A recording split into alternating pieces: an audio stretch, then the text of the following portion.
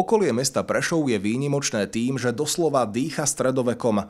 Nachádza sa tu viacero hradov, ktoré pred stáročiami slúžili ako opevnené sídlá významných rodov. My vás teraz prevedieme po 4 hradných zrúcaninách, ktoré sú súčasťou Prešovskej hradnej cesty. Pozostatky týchto hradov prešli v posledných rokoch zásadnými zmenami a naďalej prebieha ich obnova. Rozhodne preto stojí za to ich navštíviť. Všetky sa nachádzajú v okruhu 30 kilometrov od krajského mesta a takýto výlet hravo zvládnete za jeden deň.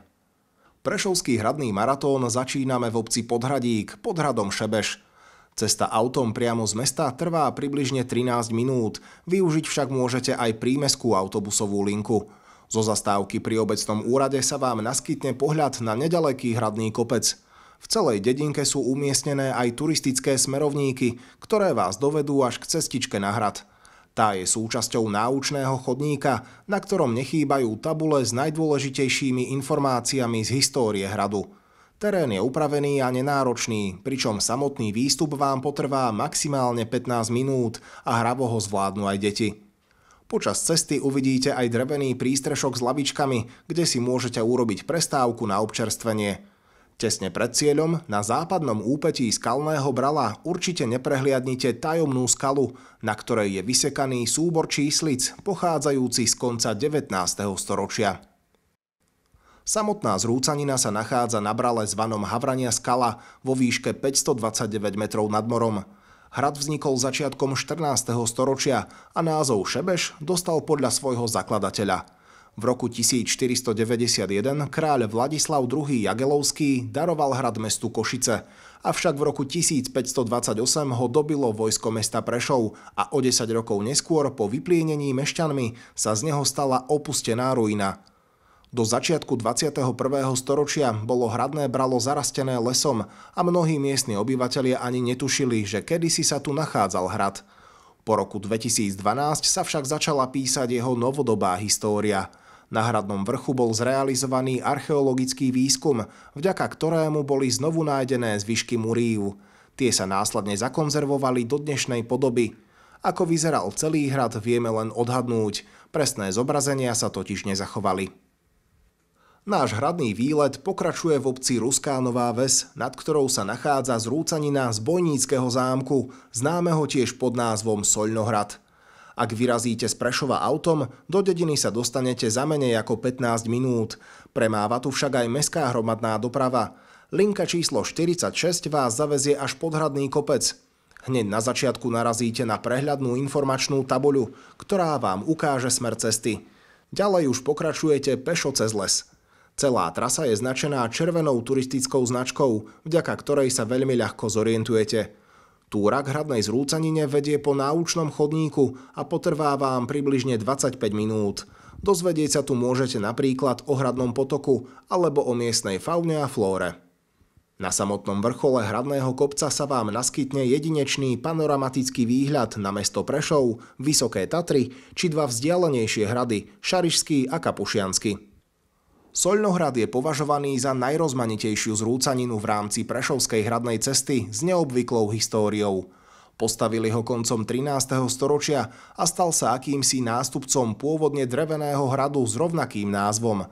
Dôvodom vzniku hradu bola potreba ochrany vzácnych soľných prameňov. Soľnohrad počas svojej histórie niekoľkokrát zmenil majiteľov, no najdlhšie ho vlastnil šľachtický rod Šošovcov. Koncom 16. storočia ho dobilo a zničilo šarišské hradné vojsko. Neskôr hrad ešte obnovili, no definitívne zanikol začiatkom 18. storočia.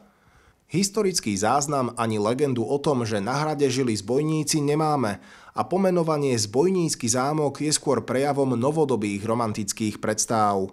Vďaka neúnavnej práci dobrovoľníkov však hrad od roku 2016 opäť ožíva. Treťou zastávkou na našom malom výlete po hradných zrúcaninách je okolie obce Lipovce, nad ktorou sa nachádzajú posledné zvyšky ruín Lipovského hradu. Cesta autom z Prešova až k hradnému parkovisku vám potrvá približne 25 minút. Ako alternatívu môžete využiť aj prímestskú autobusovú dopravu. Cestička na hrad sa začína medzi dedinami Lipovce a Lačnou. Pešiu túru odštartujete pri veľkej informačnej tabuli, odkiaľ sa vydáte po lúke dole kopcom smerom k lesu. Po celý čas vás budú navádzať turistické smerovníky, ktoré vás prevedú cez les až k hradnej zrúcanine.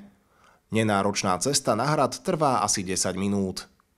Lipovskému hradu patrí v rámci Prešovskej hradnej cesty prívlastok najmenší. Historický názov tohto hradu nepoznáme. Súčasné pomenovanie je odvodené od názvu obce Lipovce, keďže hrad sa nachádza v jej katastri.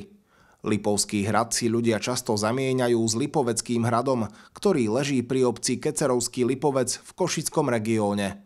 Hrad bol pravdepodobne postavený niekedy okolo roku 1325 ako následok delenia majetkov rodu Merše z obce Svinia. Presnejšie datovanie vzniku a zániku Lipovského hradu však môže prezradiť až archeologický výskum. Prešovský hradný deň ukončíme za hranicou Košického kraja v obci Obišovce. Ak vyrazíte z Prešova autom, po diaľnici sa sem pohodlne dostanete za menej ako 20 minút. Cez obec však vedie aj železnica a zhruba rovnaký čas vám potrvá aj cesta vlakom. Zo stanice sa vydáte smerom ku kostolu Ružencovej Panny Márie a naraz cestí odbočíte na poľnú cestu, ktorá vás dovedie až na Obišovský hrad. Pešia túra vám potrvá približne 30 minút. Autom sa však môžete vyviesť až k novej parkovacej ploche neďaleko hradného kopca, čím sa vám pešia časť cesty skráti o polovicu. Pod hradom nájdete drevený prístrešok s lavičkami, kde si môžete urobiť krátku zastávku na občerstvenie. Po prechode cez drevený most, ktorý vedie ponad hradnú priekopu, vás privítajú pozostatky pôvabného Obišovského hradu. Jeho dejiny siahajú do polovice 13. storočia. V tom čase bol sídlom drienovskej vetvy rodu Abovcov. Išlo o typický útočiskový hrádok, ktorý mal jeho obyvateľov ochrániť pred nepriateľskými nájazdmi tatárskych vojsk. Hlavnú obrannú funkciu spĺňala väža s okrúhlym pôdorysom, ktorá bola napojená na pevnú obvodovú hradbu. Na nenápadnom vršku však chýbalo predhradie a v minulosti by ste tu preto nenašli ani hospodársku základňu. Uprostred nádvoria bola do kamenného podložia vysekaná 7 metrov hlboká cisterna na zachytávanie dažďovej vody. Obišovský hrad zanikol pomerne skoro. Svedčí o tom aj archeologický materiál, ktorý nepresahuje polovicu 15. storočia.